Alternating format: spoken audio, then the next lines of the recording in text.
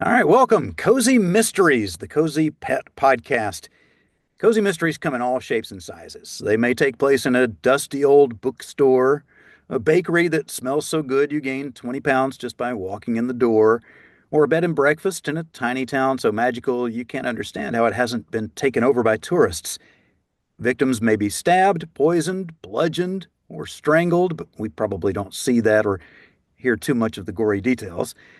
There are usually secrets and lies, lovers and enemies, red herrings, and hidden clues that do matter. But there's one thing that all the best cozies have, in my opinion anyway, and that's a pet. It may be a dog whose loyalty takes him directly into danger, even though he somehow always ends up okay.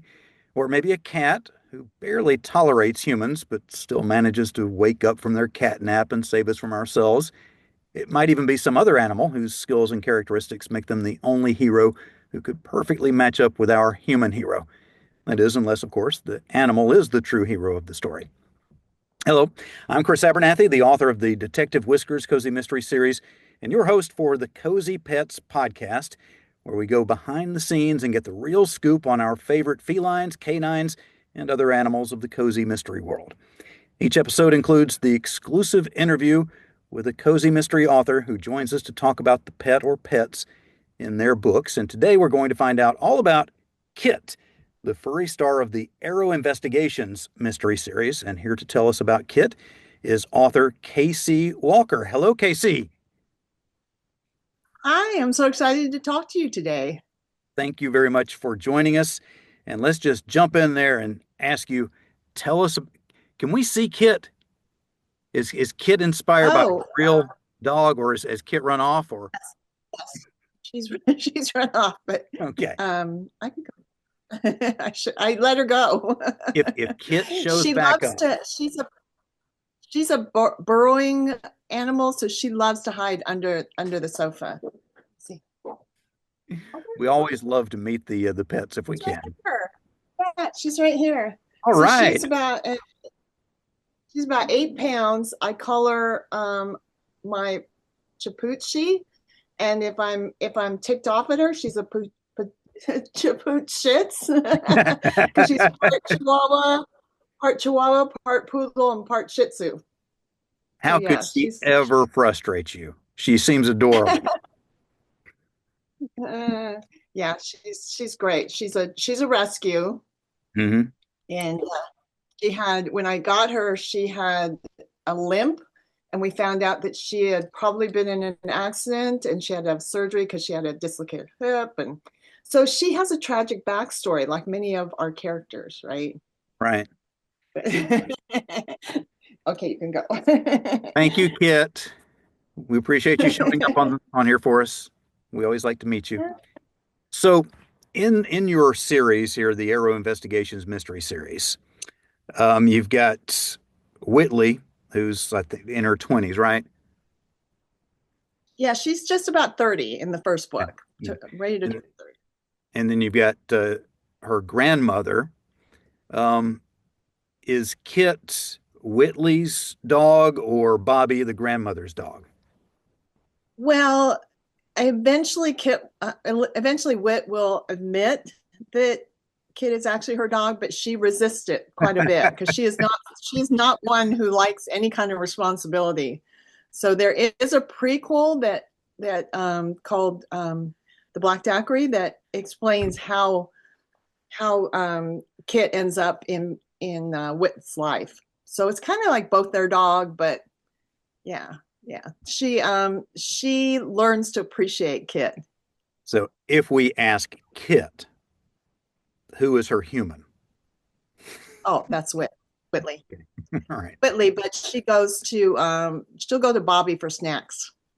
Oh, yeah. Grandma's always going to leave you the snacks. Oh my goodness. Exactly. My kids knew that, and my dogs know that. Yeah. Yeah. So, is it okay if you sent me just a little sample of where we're introducing Kit to another animal? Is it okay if I read that out? Oh, sure. I'd love that. I do actually narrate audiobooks, so I like to have fun reading. I'm not going to do a full performance, but So, it's okay, Kit, Bobbie said in her sweetest tone. I brought you a new friend. Leaning over, she plopped Mr. Whiskers on the floor before I could stop her. The cat crouched low to the floor, and the two animals engaged in a staring contest. Who moved first, I couldn't tell. Kit pounced, letting out a loud, sharp bark, just as the cat swung a paw, claws bared. Bobbie's yells mixed with the frantic yelps from Kit and a blood-curdling howl from Mr. Whiskers until the two pets ran away. Kit to her perch on the back of the sofa, and Mr. Whiskers behind the china cabinet. Well, that went well. So is Whiskers in the books a lot as well? Not in he's only in that book. Well, and a little bit in the next one because Whiskers does find a home, a new home, and that scene is based on Kit and the cat that I call her arch nemesis, which is Cleo, my friend's cat, and they stare at each other, and then eventually one of them moves, and all we hear is "Rah!"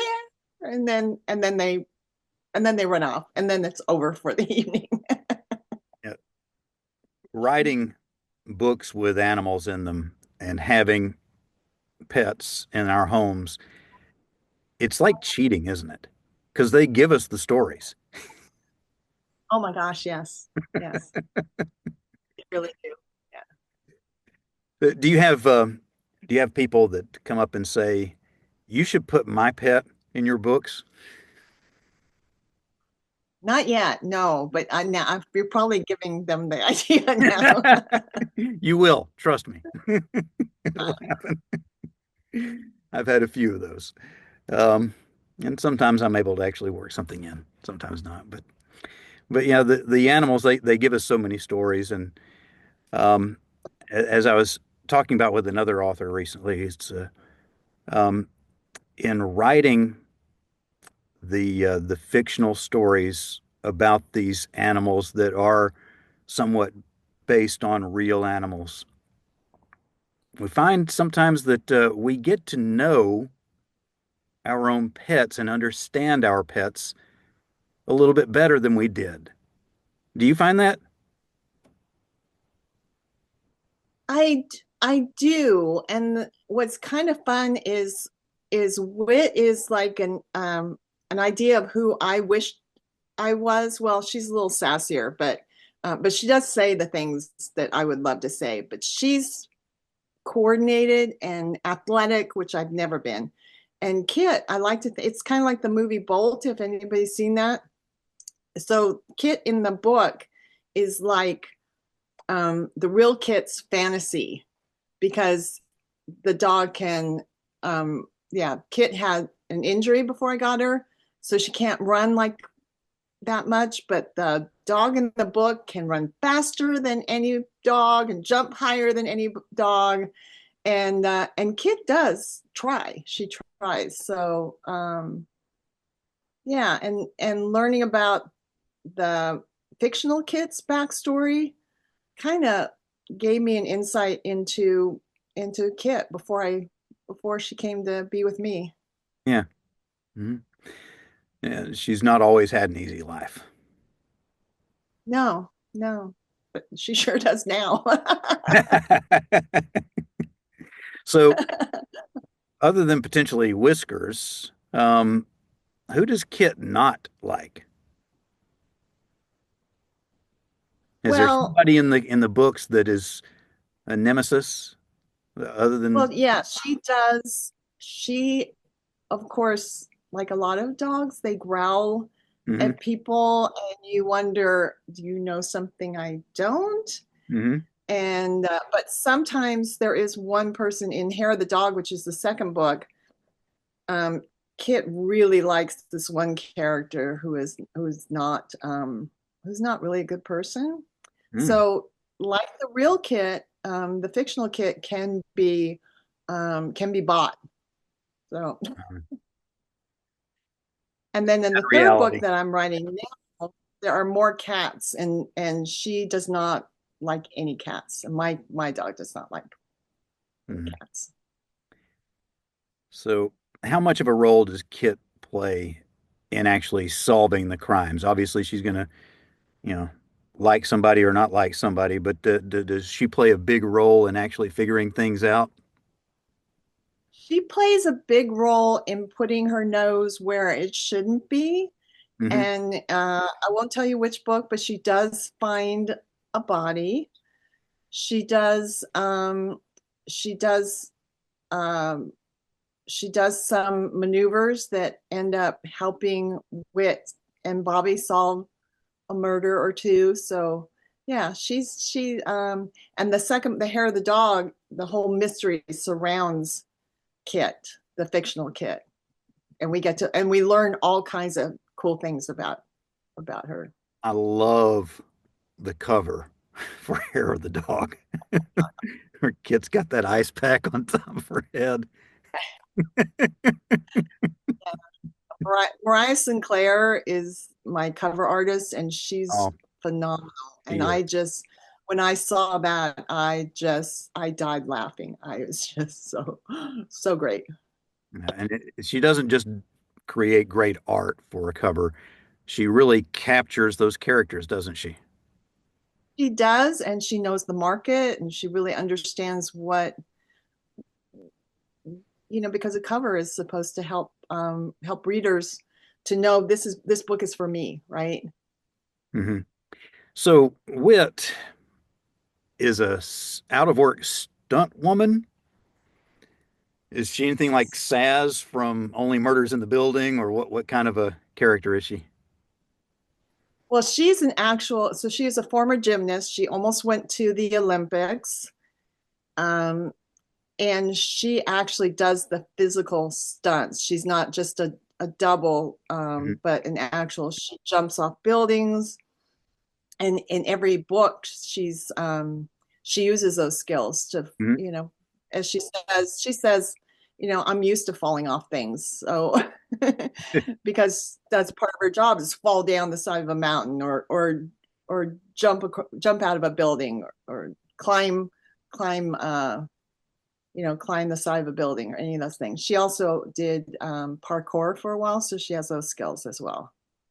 So now, how does that translate with Kit? Does Kit get left behind? Does Kit do some daring stunts as well? Or Kit is has surprising skills that you will learn more about in her backstory because we don't when we meet her, she's just surprisingly fast. She can jump really high. She can do backflips. So she's really an exceptional dog. And I won't spoil her why that is, but it was really really fun to write her story. cool. And how many stories do you think we're going to have with Kit and Whit and Bobbie?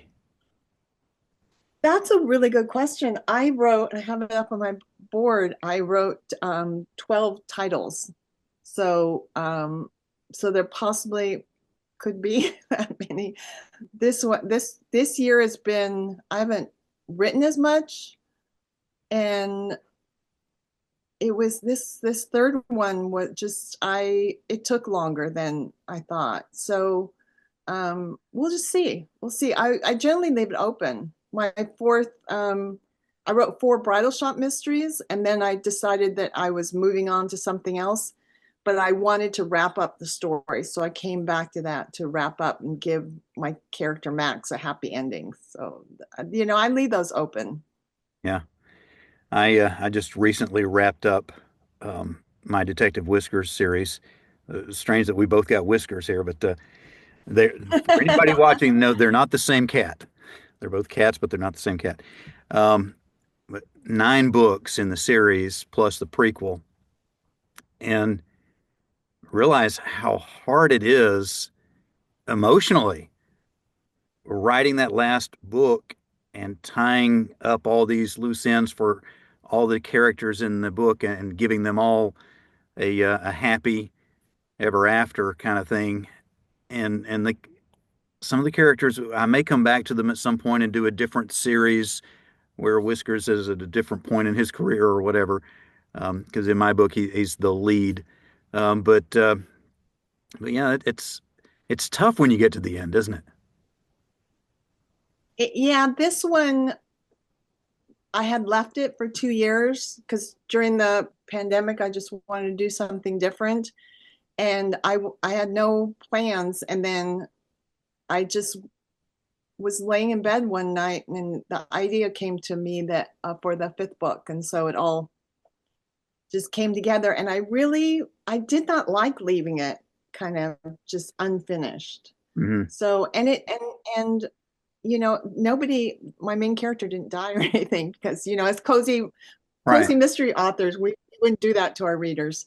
So, I could go back and people have talked about because she's a bridal shop owner and dress designer, that she might do a gown for Whitley or one of my other characters. So you never know. Yeah. It's always fun to bring them in and little surprises there. And you talk about the expectations that cozy readers have and what we want to give them.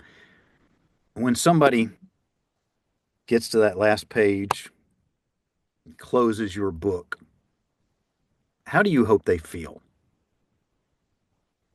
I thought about this, and if if that last scene doesn't bring a little bit of a tear to my eye, then I feel like I haven't quite done my job.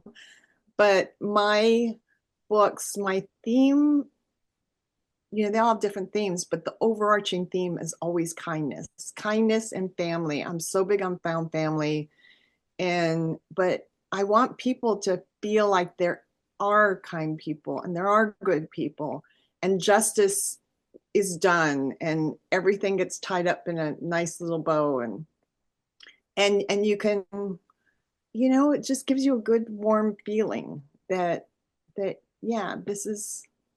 And we know in real life, we hear so much about the bad stuff, but we know there are kind people and there are good people, and justice is being served. And it may not seem as much as we would like, but we know. And that I'd like my books to remind people that. Sometimes we have to go to fiction to find reality and see it again, Yeah, don't yeah, that's so true. we? The reality that is thrown at us is not the reality that's really out there for us to experience if we can block out some of what other people want us to think about sometimes. There, there's an author, I believe it was an author who said something like there's more truth in fiction. Hmm. And I can't think of the actual phrase, but I believe that sometimes. Yeah, I narrate audiobooks and I love narrating nonfiction because I'm learning so much and every day I'm getting paid to learn and that's amazing. And I've discovered that I often learn more from the fiction than I do from the nonfiction. Especially those bigger truths, those deeper truths, right? You're Right. not you learn information from nonfiction books, but you learn truth and the deeper kind of knowledge from fiction, I think. And I hold that knowledge better. I can narrate an audio book about, I did one about believe it or not, the drainage system of New Orleans,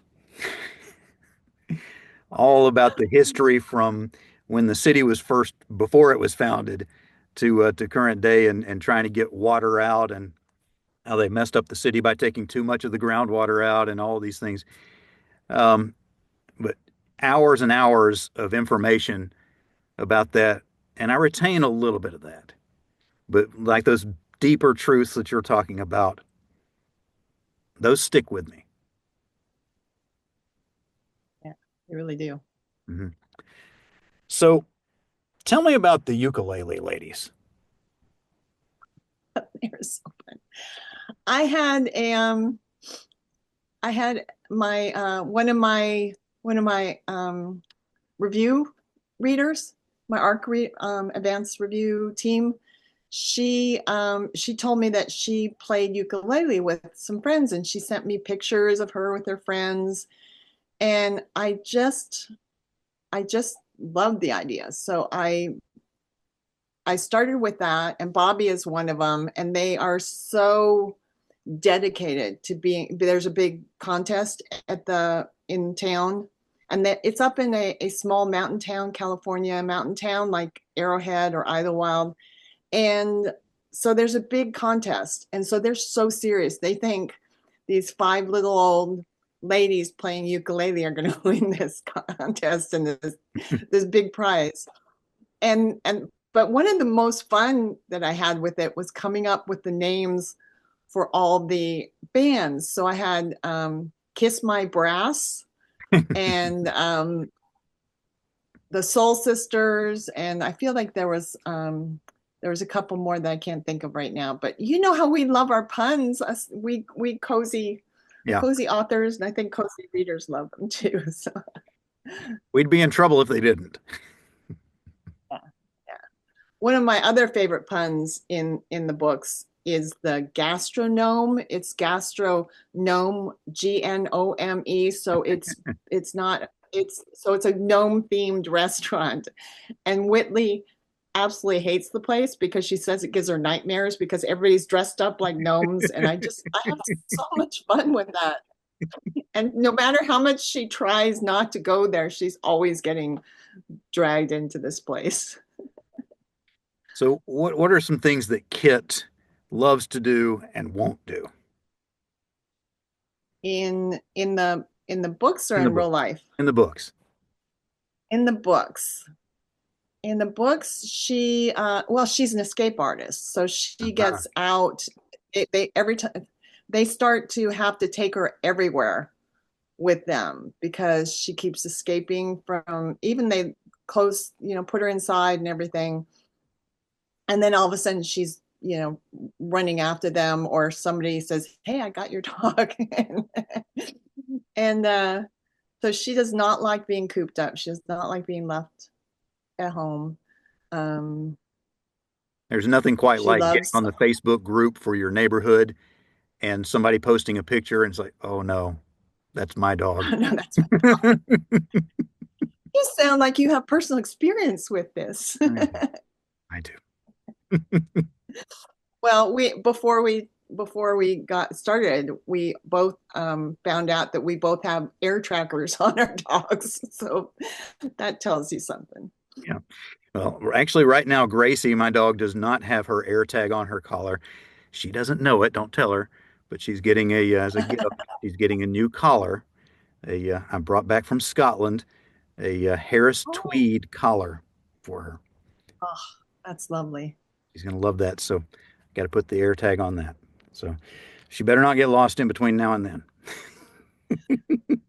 Oh, yeah, yeah. The real kit loves to go visit the neighbors too. So I often find her at the neighbor's house, and that's So, so she runs right. Kid in the book is an escape artist, but she loves to get free. But is there anything that she refuses to do? Something that maybe Whit keeps trying to get her to do, but she won't do, or is she pretty much open for anything? She's pretty much open for anything. Well, she doesn't particularly listen. She doesn't really like to, and does yeah. So she does get away from Wit a few times, and then luckily, Wit, being very athletic, can chase her down because Kit is very fast. But I can't think of anything.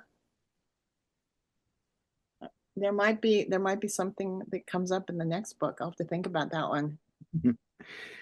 I like. I'm not always a big fan of AI. I know that's a big controversial subject for a lot of people. I do like some of the tools that come about, like on Amazon, where they do a kind of a synopsis of the reviews for a book. For a lot of the books, you can go on there on Amazon and above all the list of reviews, you get a synopsis of what the readers have said. And I was looking at that for Like the that. first book in this Arrow investigation series for you. And I don't know if you've looked at it or not, but here's what Amazon says the readers think about your series. Customers find the book has good characters and a small town cast. They find the humor amusing and the plot twists entertaining. The book is described as an enjoyable, funny read with some twists. Does that sound like a pretty good synopsis of what you hope readers take away from your books? That's what I hope. Yes, with after I published Old Fashioned Murder, I got my very first review that said it was laugh out loud funny. So achievement unlocked. I was so happy because that series is meant to be just funny and wacky and just a ride, just an escapist ride and hopefully a really good mystery because I love that part. I love the putting all the clues together and all that kind of stuff. But yeah, And it's supposed to make you laugh. So I noticed that one of your reviews came from a reader who recently reviewed one of my books as well. Is how much do we love readers like that will actually take the time after they read a book to leave a review? it, yeah, it is. It's amazing. I'm so grateful, and I have a great review team that are fantastic. And but people that aren't connected to me in any way, and they just read it and they go, I'm going to let other readers know Hmm. what they should know about this book. And that's fantastic. I'm so grateful. All right, so we're running out of time. We got to wrap things up. I want to thank everybody for joining us on this edition of the Cozy Pets podcast. You can subscribe to the YouTube channel so you'll know when it's time to meet another author in their cozy mystery pets. You can also follow me on Facebook at facebook.com/author chrisabernathy.com or facebook.com/author chrisabernathy, or visit my website at authorchrisabernathy.com. Casey, where can they find you? They can find me. They can find all my books on KarenSueWalker.com. You can find the Karen Sue Walker books, the Tea Room, and the Bridal Shop. And then you can also find Casey Walker's, the ones we're talking about today with Kit. Cool. And are you on social media much? I am. I post. I try and stay off, especially lately, right? But I do post. I should have that. Oh, Karen Sue on Instagram primarily. Karen Sue Walker _ author. So that's my Instagram. Awesome. It's very nice to And meet you and Facebook. Kit. It was so nice meeting you. Thank you for inviting me to be interviewed on your podcast. Cool. All right, everybody, you've got some Great. new books to read, so we'll let you go do that, and we'll see you next time on the Cozy Pets podcast. Thanks.